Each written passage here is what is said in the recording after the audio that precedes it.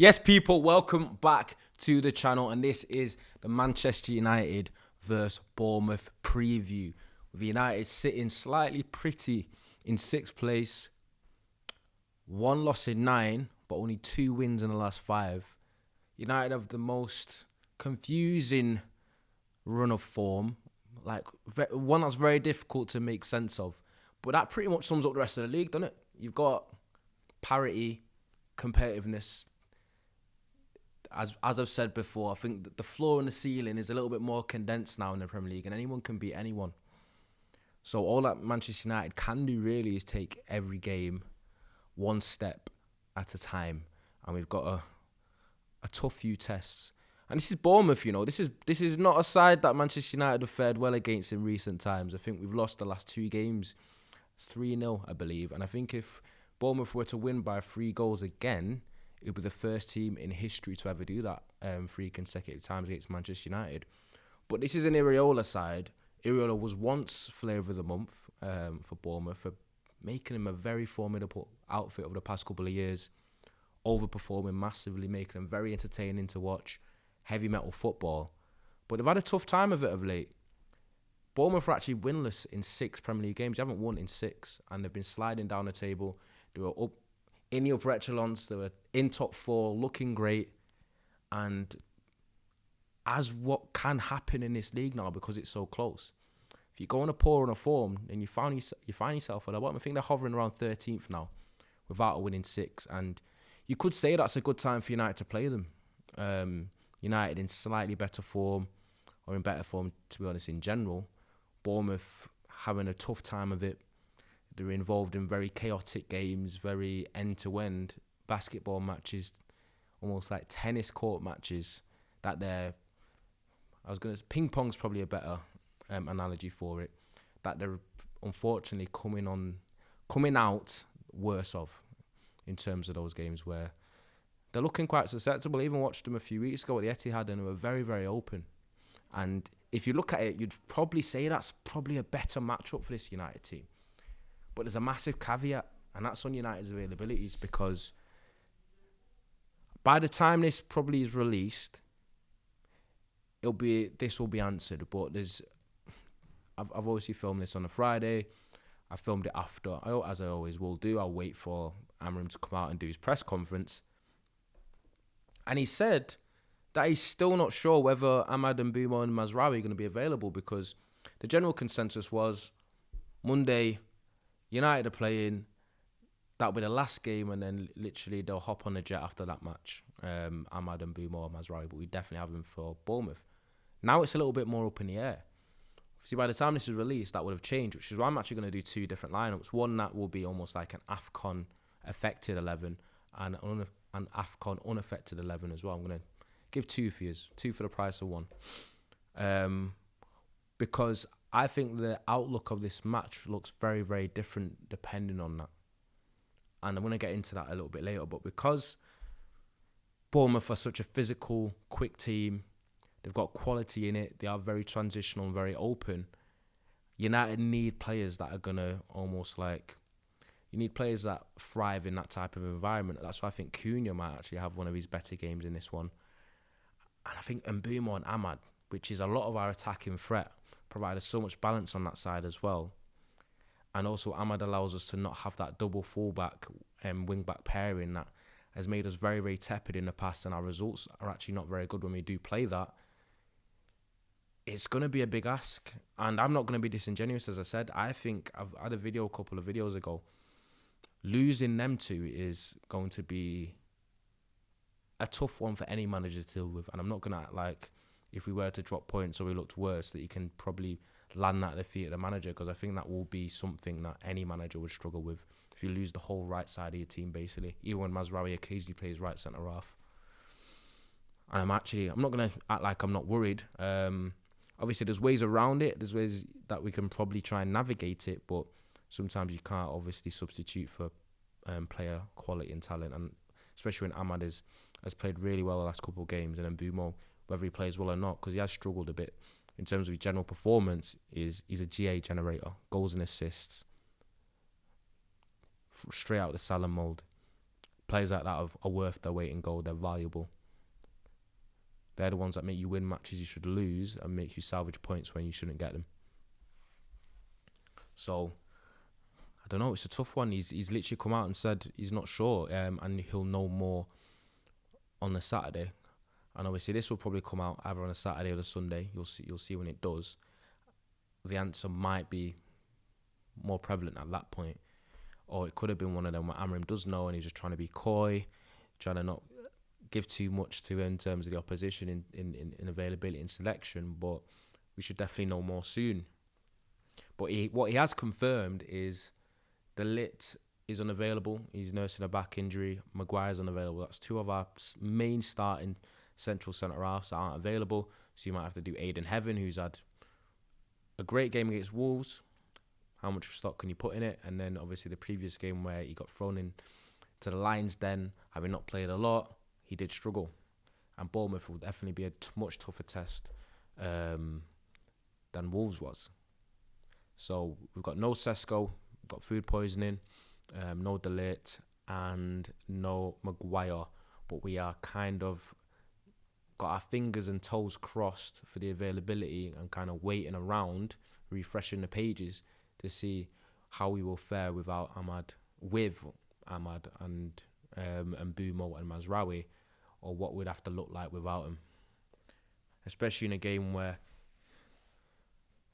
it could be very transitional, quite high scoring, quite open, and I think you're going to need those types of players. And I think this is what I'm going to get into, because in terms of the people that like metrics and stats in PPDA, which basically is the aggressiveness or the height of defensive actions that a team does on average, which is how high a team presses basically to dumb it down. Bournemouth are extremely high in that. They're a very aggressive, high line, basically man-to-man pressing team. And sometimes they alternate with a bit of a hybrid zonal press, but they are very, very front foot. You need players that are technically secure, and that's when Ahmad in that back line does help. That he's good in possession, good tight control, good technical ability, and Mbeumo's very, very good in that aspect as well. I know he's not been quite as good in the past couple of games, and that's coming from one of Mbeumo's super fans, you know that. But he's still got that feather duster touch, and obviously Ahmad, you know about his technical security as well, so you will lose that, especially when Dorgu has to go into the fold, where we've seen how he kind of struggles under pressure. So literally, I've got a complete different outlook on this game, just basically depending on those availabilities. When you're coming up against the likes of Semenyo, ball carrier, powerful, quick, the type of players that we usually struggle against, and then you've got obviously Alex Crook for Bournemouth, who's got good technical ability, Tyler Adams if he plays, tenacity, aggressive in there, and then you've got the likes of Evan Nilsson or El Krupi up front. They've got ability. Kluivert, you've got Tavernier with one of the better left foots in the league. I think it's their back line where they can be quite susceptible, because they do play a system and a high throttle way of playing that can leave them quite open, and there can be spaces if you're good. But if they're also one of those teams, if you don't turn up and you aren't ready, they can get on top of you, and it can be a difficult game where you almost feel like you're a little bit under the cosh.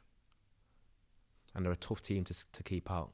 I think they've just drawn 0-0 against Chelsea recently, but Chelsea have kind of fell by the wayside after the Arsenal game. But yeah, it's gonna be a difficult one. It's gonna be a clash of the hipsters in terms of Iraola and Amorim, new flavours of the month. But we have to put it right. This has usually been a season where we've kind of dealt with the bogey teams that we've struggled against recently, which is beating Brighton, beating Palace. And you got to hope that Bournemouth and the next ones that we could right those wrongs.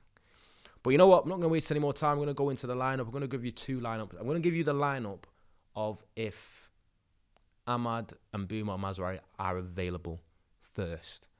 And the lineup I would go with is going to be Lemens in goal. I'm going to go for a back three of Lemens.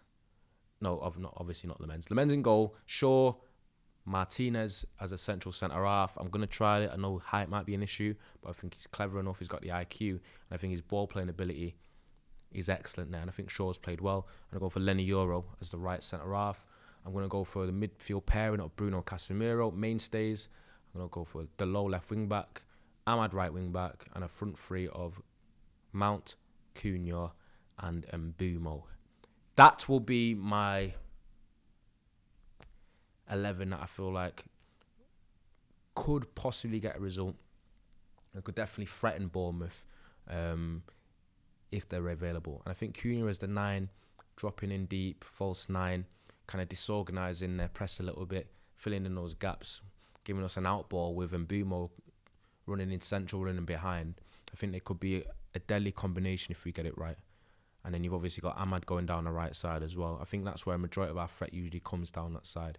And obviously you've got the cleverness and the technical ability that Mount showed in recent games in terms of his passing ability, his control, knowing when to play 1 and 2 touch. This is when we need that confidence that we breeded from Wolves to kind of come into this game against better opposition and act like we belong and kind of build on it, because we've been too used to false dawns. But saying that, I will now give you the starting lineup of if Ahmad and Mbeumo and Mazraoui aren't available, and that will be, drumroll, Lemens in goal. I've not gone for Aiden Heaven. I just feel like he's had a decent game against Wolves. He was a bit susceptible the week before, and I think I'd go on with the experience angle. So I've gone for a back three, just as I've said it. Luke Shaw, Martinez and Euro with Lemens in goal. And I've gone for a midfield pivot of Mainu and Casemiro. I've gone for left wing back, Dorgu, right wing back, Delo. And I've gone for a front three of Mount, Cunha and Bruno Fernandes pushed up into the 10s, where I think you get the best football from him.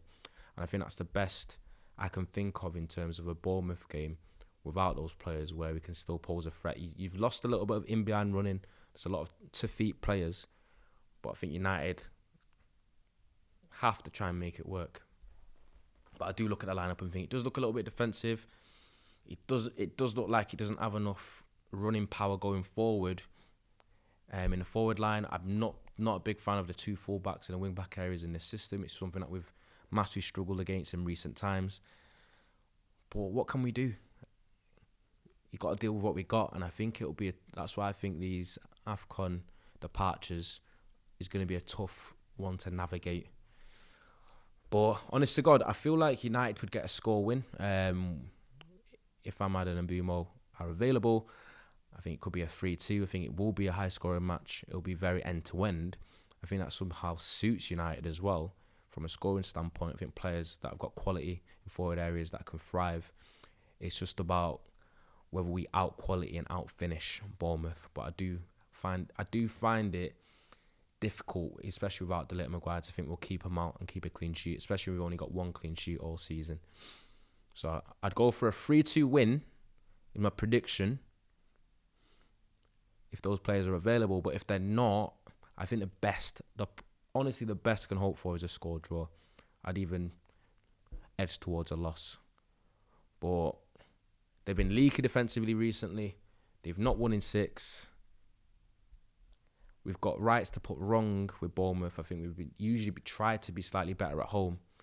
And if I'm going to be optimistic, obviously the metrics kind of favouring United, especially after the Wolves game. If that's what we do know, is that if they are available, the AFCON players, that will be definitely the last one that they are. So it needs to make sure United can bank a result in to give us a little bit of leeway and a bit of breathing room for having to navigate the next couple of matches for sure without them. But let me know what you think anyway. What would your lineup be without the AFCON players? What would it be with them? How worried are you? Do you expect us to beat Bournemouth? Are you an Iraola guy?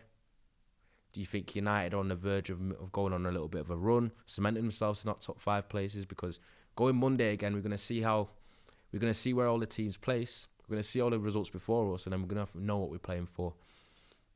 But let me know what you think. I think there's a lot of jeopardy involved, a lot of question marks. But we'll see how it goes. But remember to like, comment, subscribe, hype the video if you're new. And I will see you next time to the review. Bow.